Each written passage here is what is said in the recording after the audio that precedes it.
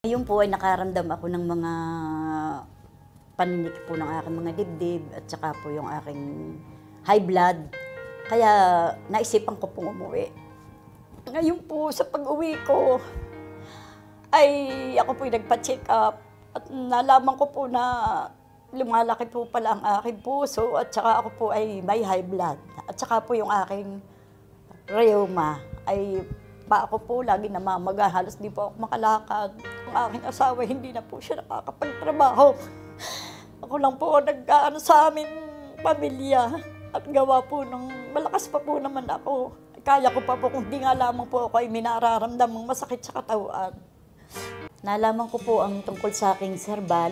Pamula po noon, uminom na ako niyan. At ito po ang naging resulta. Kakalakad po ako.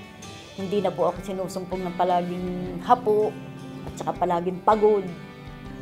Hindi na po. Pati po yung aking high blood ay dumalang na pong... Lagi po ako nagpapa-blood pressure at normal naman po. 120/80, minsan po 130 ang pinaka yun po.